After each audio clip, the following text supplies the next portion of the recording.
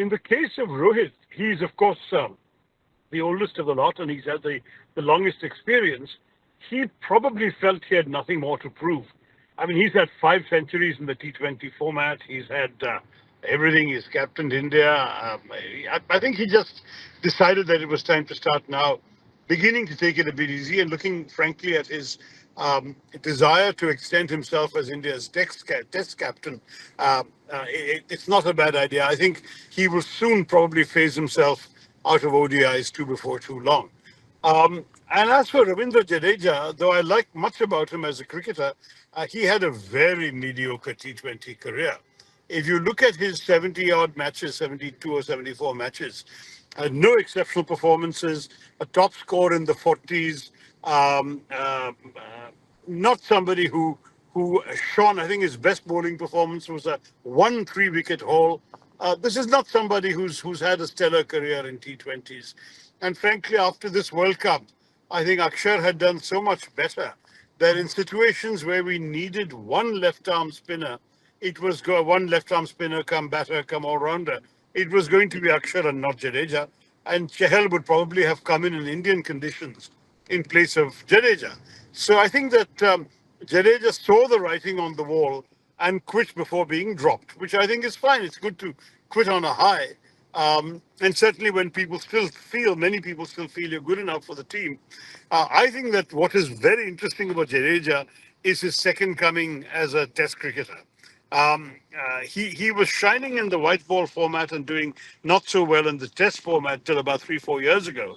And now he's become an outstanding test player, particularly with the bat, which is something no one would have anticipated, I think, given his first years as a test cricketer. And I'd love to see him prolong his career in test cricket, becoming an absolute stalwart of the Indian middle order, and also as a very useful contributor in both the field and with the ball. But really, a solid batsman capable of a century on every occasion. That is somebody who I think Jadeja could have been when he first came into the team, but spectacularly failed to be. He became, in his first half of his test career, he was a far better bowler and fielder than he was a batsman. And rightly so, Ashwin used to bat ahead of him. Now it's a different thing. He's really become a star test player, and I think that should be the good thing we can look forward to in the next few years of Jadeja. These guys are all, perhaps 2, 3, maximum 4 years of cricket left in them at the top level. Yes. And they naturally want to conserve their energies and play the formats where they believe they can do most justice. I see absolutely no problem with that. Cricketers do retire, but politicians don't. Yeah. Politicians, actually, I would like to think that I will know when to call it quits. I mean, I've always been profoundly impressed by Gavaskar's famous line back in 1987 when he shocked us all by retiring. And he said, I wanted to quit when people asked why rather than wait till they asked why not, Yeah, which I think is something that politicians could also benefit from. absolutely. So true. But, Virat Kohli, I mean, playing that knock, which was basically he anchored the innings for India after India lost those 2 early wickets. 37 deliveries he played without scoring a boundary. Yeah, and then 50 or 48 was actually Yes. rather underwhelming. And I think he was right to not acknowledge the 50 because it really was not a good 50 in those circumstances. But then his last 20 odd runs of fewer than a dozen balls, I think that was just the right kind of acceleration, just the right time, and he would not have been in a position to do that had he not built the platform he built with the relatively slow 50. So it's so difficult to critique that innings because in the end it was the innings that gave us the total that enabled us to win the match, and that's why he won the man of the match award. But had he got out just after his 50, people would not have been admiring of it. It was the 50 as a platform and then the acceleration over the last dozen balls of his innings that made it such a great innings in the end. And the remarkable bit was everyone contributed to that win. Which Absolutely. the way Bumrah's Bumrah bowling, bowled. fantastic bowling. Those overs, and particularly the fact that he did, I think it's 4 overs for 18, wasn't it? Just amazing. But let's not forget Arshdeep also, 4 overs for 20. This is remarkable stuff from the our top two basemen. And Hardik, in the end, his first over was bad. His last two were decisive and they were excellent. So really, we have to praise all three basemen, and of course the batting of Akshar. His bowling let him down this time. The batting was very good. The extraordinary work of Kohli. I think in many ways this was a complete team effort. And if you look at the tournament as a whole, Indranil, you find that pretty much everyone contributed in one way or the other. Pant on paper Yes. didn't have a great tournament, but his wicket keeping was spectacular. And in one or two matches, the wicket keeping was almost decisive. Similarly, Surya Kumar. Um, I think he had a few good innings, but those few were really important and valuable. And of course, this catch, which was not the only catch he's taken. He's taken a few in the tournament, but this was just amazing. Such a reliable player in the field. So I think you go down the list and there's nobody who didn't contribute. Kuldeep had a bad final, but he had excellent performances in all the earlier matches that he was given a chance to play. Similarly, Siraj did well when he played, but he wasn't required. He was surplus to requirements on the slower pitches in the Caribbean, which is ironic because when I was a kid, the Huh. Caribbean was noted for its fast pitches, but now it's become a place Spinners. for slower bowlers. Yeah, No spinners bowlers. in Yeah. particular. Yeah. Yeah. But who do you think would be our next T20 captain? Well, I would personally prefer Bumrah, but I suspect that Hardik has the inside track. It's between the two of them anyway. With Shubman Gill being groomed, I think, for a understudy role. He's being asked to captain the side in Zimbabwe while both Bumrah and Hardik are rested. But I think, I really like everything I see of Bumrah. I just think he's one of the smartest cricketers around. And he has led India in a test match, and Hardik has led India in white ball cricket. Both of them have been tried out. I think, given the power equations in the BCCI, it's possible that it'll be one of the two of them, and I'm not betting on which one. But my own vote would be for Bumrah at this point. But Bumrah is not a Hardik long-term should have a solution. longer career. I'm sorry. I mean, we should be looking at a long-term solution. How about Rishabh Pant? No, so Rishabh Pant, Shubman Gill, these are all options in the future. I mean, I would even want to have Sanju Samson in the mix if he finally proves himself in Zimbabwe. He's Yeah. never been given a decent chance as the number one choice. Yeah. And if he can get a full tour of five T20s to establish himself, and don't forget he's got an ODI century as well. I think he could be a very, very good option as a white ball captain too. He's very calm, very sensible, handled Rajasthan Royals extremely well now the last few seasons, brought them to the finals twice, to the semis. This is a very, very good and deeply underrated captain as well as player. So I'd like to see him in the mix as well. So I think we have no shortage of choices, Indraneil, and I wouldn't mind at all in India 11 with both Pant and Samson. Pant probably being the better keeper and Samson the better batsman, the more reliable batsman.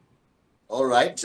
But the new coach, I mean, I don't know who's going to be the new coach. Everyone is Gautam Gambhir. But Rahul Dravid, do you like the fact that he's going out on a high like this? Could have stayed Oh, I back. don't Does like he the fact that really? he's going out. I don't like the fact that he's going out. I wish he had 3 more years in the job. He's just really been Yes. terrific for India. He's so sensible, so calm, so mature, so self-effacing, and at the same time, he's obviously very, very much earned the respect and trust of his team. So it's a real loss.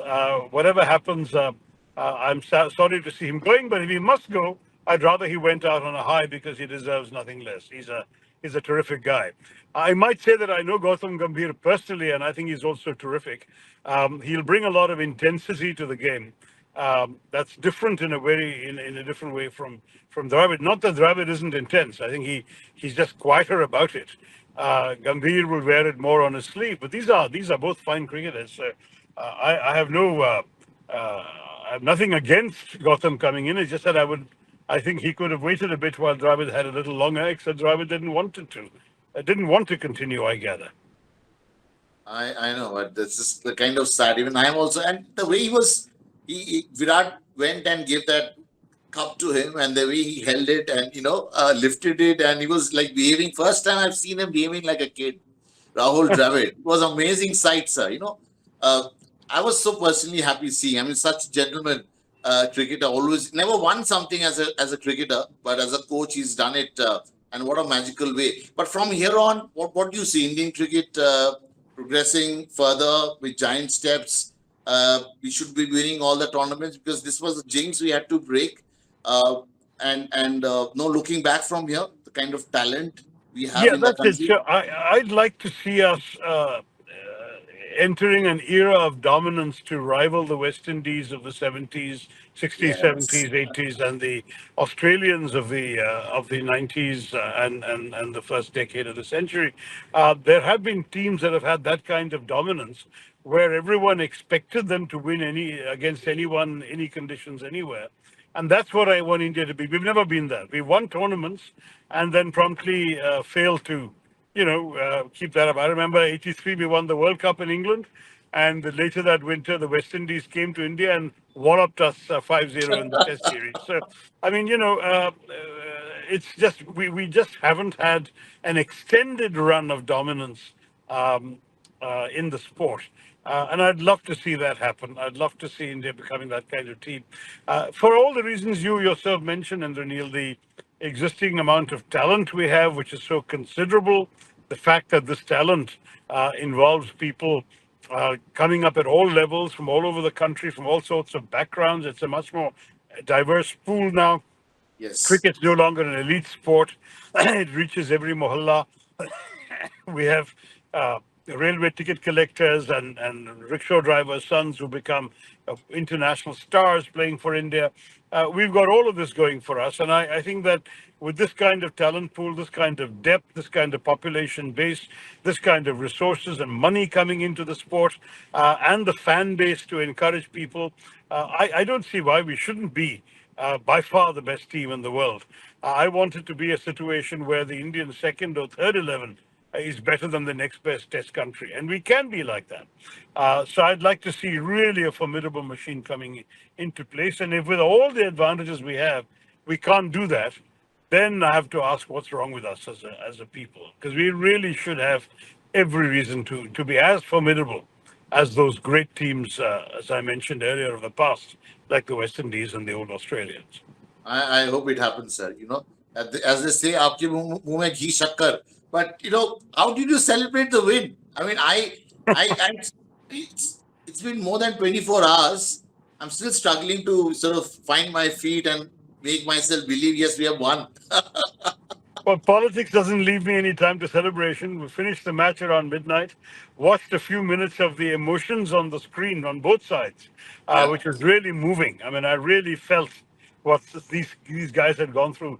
Hardik Pandya in tears, yeah. and the South Africans in tears, David Miller in tears. It was just they all went through so much, and it just showed how much the whole game meant to everybody, and how intense it all was. No one was flat at the end of it. Everyone had been wrung dry, but they weren't flat. It just was an amazing thing. Then after that, I tried to go to bed because I had to wake up early in the morning and resume my political work, which was to conduct a thank you Yes, tour of the but last of my 7 cricket world. This is constituencies just the starting. in This is Tiruvananthapuram. just the starting of all the good things in cricket world. Thank you, Tharoor sir, for coming on Pitch Battle and sharing your sentiments.